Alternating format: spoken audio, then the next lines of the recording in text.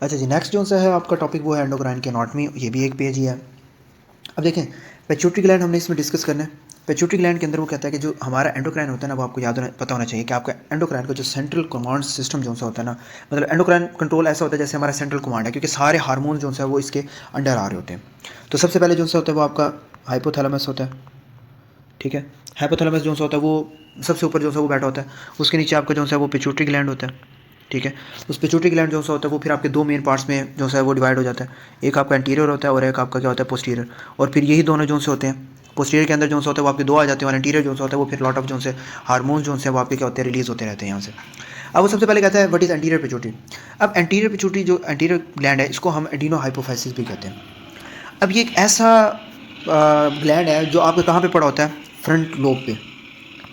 Front lobe, anterior pituitary आपके कहाँ पड़ा होता है, फ्रंट लोब ऑफ। अब ये पड़ा कहाँ पे होता है, बेस ऑफ ब्रेन में, बेस ऑफ ब्रेन। अब आपके बेस ऑफ ब्रेन में पड़ा होता है। इस साफ बात है, उसने जो डेवलप होता है आपके एपिथेलियल टिश्यू से, फिर एम्ब्रियोनिक माउथ, फिर आपके जो सा वो की हार्मोन जितने भी होते हैं वो प्रोड्यूस कर रहा होता है। बेसिक जो इसकी लोकेशन होती है वो आपने इस तरीके से याद करनी है, sella turcica, sphenoid bone and beneath hypothalamus.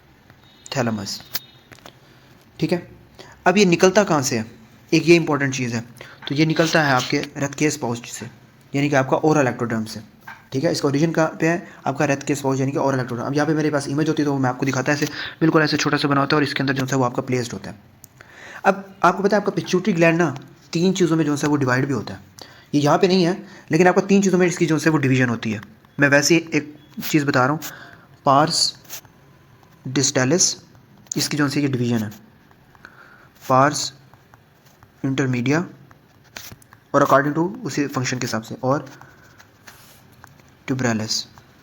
ये तीन वैसे से नाम याद कर लें कि जो पिट्यूटरी ग्लैंड है उसकी ये डिवीजन होती है। अब वो कहता है कि जो इसके अंदर हार्मोन्स होते हैं मेजर मेजर, वो आपके ग्रोथ हार्मोन है, TSH है, CTH, FSH है, LH है, मतलब जितने भी गोनाडोट्रोपिक हार्मोन है, गोनाडोट्रोपिक रिलीजिंग हार्मोन है, सब है। वो कहता है कि सिक्रीट करते हैं सारे हार्मोन्स को। क्लियर। अब इसके अंदर जो आपका पिट्यूटरी ग्लैंड है उसके अंदर दो सब यूनिट्स होते हैं, एक अल्फा सब यूनिट होता है और एक बीटा सब यूनिट होता है। ठीक है, जो अल्फा सब यूनिट होता है वो आपकी जो हार्मोन्स हैं वो इन सब के अंदर, यानी कि TSH है, LH है, FSH है, SCG है, इन सब के अंदर जो अल्फा सब यूनिट होता है वो कॉमन होता है, यानी कि सेम होता है। लेकिन इन सब की जो स्पेसिफिसिटी है सबकी, वो बीटा यूनिट से आती है। यानी कि जो बीटा यूनिट है वो इन सब हार्मोन्स की स्पेसिफिसिटी को जो है वो डिफाइन करता है। ठीक है, सारों के अंदर अल्फा सब यूनिट सेम होता है, लेकिन बीटा सब यूनिट इन सारों को डिफरेंशिएट करता है। भाई तूने क्या काम करना है, तूने क्या काम करना है, TSH ने क्या काम करना है, LH ने क्या काम करना है, SCG ने क्या काम करना है, उसकी स्पेसिफिसिटी बीटा सब यूनिट बताता है। ठीक है, इन सारे हार्मोन्स को नाम रखने का ये है कि फ्लैट पैक के नाम से आप जो है वो याद रख लें, FSH, LH, ACTH, TSH, prolactin और ग्रोथ हार्मोन। क्लियर हो गया। अब इसके अंदर आपके एंटीरियर पिट्यूटरी के अंदर दो किस्म के सेल्स होते हैं, दो किस्म के सेल्स होते हैं, एक एसिडोफिल्स और एक होते हैं बेसोफिल्स। एक एसिडोफिल्स और एक बेसोफिल्स। एसिडोफिल जो होता है ये ग्रोथ हार्मोन्स और प्रोलैक्टिन बनाते हैं, ग्रोथ हार्मोन्स और प्रोलैक्टिन। जो बेसोफिल्स है वो आप फिर वही माइंड बना लें कि जितने बाकी हैं, चाहे FSH है, LH है, ACTH है और TSH है, ये बना रहे होते हैं। अब ACTH ना एक्चुअल में एक प्रिकर्सर प्रोटीन है जो अपने खुद तो रिलीज होता है, लेकिन साथ अपने साथ साथ प्रो ओपियो मिलिनोकॉर्टिन को जो है वो भी रिलीज करवा रहा होता है। यानी कि जो आपका प्री ओपियो मिलिनोकॉर्टिन है वो डेरिवेटिव है बीटा एंड्रोफिन का। तो ACTH और MSH रिलीज होंगे, तो ACTH जब रिलीज होता है तो वो MSH को भी साथ ही रिलीज करवाता है। ठीक है ना, जिसकी वजह से जब भी हमारे पास पेशेंट आएगा ACTH बढ़ा हुआ है तो याद रखें उसके अंदर हाइपर पिगमेंटेशन की हिस्ट्री लाजमी होगी, और ये आगे जाके हम डिजीज पढ़ेंगे। हाइपर पिगमेंटेशन और पेन मॉड्यूलेशन जो है वो दोनों के अंदर इन्वॉल्व होते हैं। ठीक है, इसके बाद आते हैं हमारे posterior pituitary which is neuro hypophysis. अब ये एंटीरियर से बिल्कुल डिफरेंट है, क्योंकि इसके अंदर जो हार्मोन्स हैं वो खुद से बनते ही नहीं है। इसका काम सिर्फ ये है कि इसने स्टोर करने हैं और उसके बाद रिलीज कर देने, बस इसका ये काम है। इसके अंदर सिर्फ दो होते हैं, which is anti diuretic hormone and oxytocin. सिर्फ इसके अंदर ये दो हार्मोन जो होते हैं वो पाए जाते हैं, which is ADH anti diuretic hormone जो आपके वाटर की एब्जॉर्प्शन के लिए काम करता है, जो हम नीचे पढ़ेंगे, और ऑक्सीटोसिन। ठीक है, ये आपका क्या कहाँ पे पड़ा होता है, आपका बिल्कुल पोस्टीरियरली पड़ा होता है। अब इसकी जो लोकेशन होती है वो आपकी पोस्टीरियर है, लेकिन बेस ऑफ द ब्रेन वो same beneath the hypothalamus. Differentiate between the anterior pituitary please. Anterior pituitary के आपने डिफरेंशिएट करना which is sella turcica sphenoid bone and beneath the hypothalamus. ठीक है, अब इसको वैसोप्रेसिन क्योंकि यहाँ पे लिखा हुआ है vasopressin is actually your ADH hormone. ठीक है, अब ये अटैच के साथ होता है हाइपोथैलेमिक हाइपोफैसल ट्रैक्ट के साथ। ठीक है, इसका जो कनेक्शन बना होता है, और ये आपके कहाँ से हो रहा होता है, न्यूरो एक्टोडर्म से जो होता है वो इसका ओरिजिन होता है। ठीक है, हमारी जो एंटीरियर पिट्यूटरी है उसका एक्टोडर्म है, और इसका क्या है, न्यूरो एक्टोडर्म। इसका काम वही है कि हार्मोन को स्टोर करना और रिलीज़ करना। अब वो आपका जो एडीएच है, ये सुपर ऑप्टिक और ऑक्सीटोसिन जो सा होते हैं, ये आपके जो पैरावेंट्रिकुलर जो सा वो न्यूक्लियस से जो सा वो बनते हैं, और वहाँ से आपके जो एक्सॉन्स होते हैं, जो आपके एक्सॉन्स होते हैं उनके थ्रू जो ये दोनों हार्मोन्स होते हैं वहाँ से एक्सॉन्स के थ्रू जो है वो पोस्टीरियर पिट्यूटरी तक आते हैं। यानी कि आपके जो दोनों हार्मोन्स होते हैं कहाँ बने होते हैं, सुपर ऑप्टिक और पैरावेंट्रिकुलर न्यूक्लाई में, और वहाँ से जब वो ये बन जाते हैं तो ये कहाँ पे आते हैं, पोस्टीरियर पिट्यूटरी, क्योंकि इनका काम क्या होता है, स्टोर करना और रिलीज़ करना। बनाना तो है नहीं, बना कौन रहा है ऊपर से, आपका क्या कहते हैं, सुपर ऑप्टिक और पैरावेंट्रिकुलर न्यूक्लाई। तो वहाँ से आते हैं आपके पोस्टीरियर पिट्यूटरी में, वहाँ से आपके स्टोर होते हैं और उसके बाद रिलीज़ होते हैं। और बॉडी में जो है, अगर बॉडी में वाटर कम हो रहा है या वाटर का बैलेंस कंट्रोल करना है तो एडीएच, अगर लेबर के अंदर मिल्क या फिर लेबर के अंदर अगर यूज़ होना होता है तो वो ऑक्सीटोसिन हम जो है वो यूज़ कर रहे होते हैं। क्लियर। अब नेक्स्ट आ जाता है आपका एड्रिनल कॉर्टेक्स एंड मेडुला। अब इसके एमसीक्यूज भी करने हैं, ये बात भी याद रखिएगा। एड्रिनल कॉर्टेक्स का क्या मतलब, मेडुला यानी कि आपके जो एड्रिनल ग्लैंड होते हैं उसके दो पार्ट्स होते हैं आपके, एक एड्रिनल कॉर्टेक्स, ठीक है, और एक एड्रिनल मेडुला। एक एड्रिनल कॉर्टेक्स और एक एड्रिनल मेडुला। जो एड्रिनल कॉर्टेक्स होता है वो मेसोडर्म से बनता है, और मेडुला जो होता है वो आपका न्यूरल क्रस्ट से बन रहा होता है।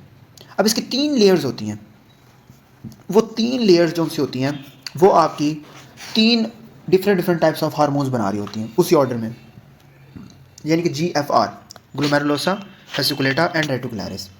अब जो जोना ग्लोमेरुलोसा है ये सबसे आउटर लेयर है, ठीक है, और ये क्या कर रही होती है, ये आपके एल्डोस्टेरोन जो होता है उसको बनाती है। किसको बना रही होती है, आपके एल्डोस्टेरोन हार्मोन। एल्डोस्टेरोन क्या कर रहा होता है, जो एंजियोटेंसिन 2 प्लस पोटाशियम इनको रेगुलेट कर रहा होता है। याद रखें, आपके एल्डोस्टेरोन जो है ये आपका जो जोना ग्लोमेरुलोसा ये एल्डोस्टेरोन है, ये आपका मिनरल कॉर्टिकॉइड है, लेकिन इसके अंदर आपकी जो प्राइमरी रेगुलेशन जो सा करवा रहा होता है वो आपका जोना ग्लोमेरुलोसा है।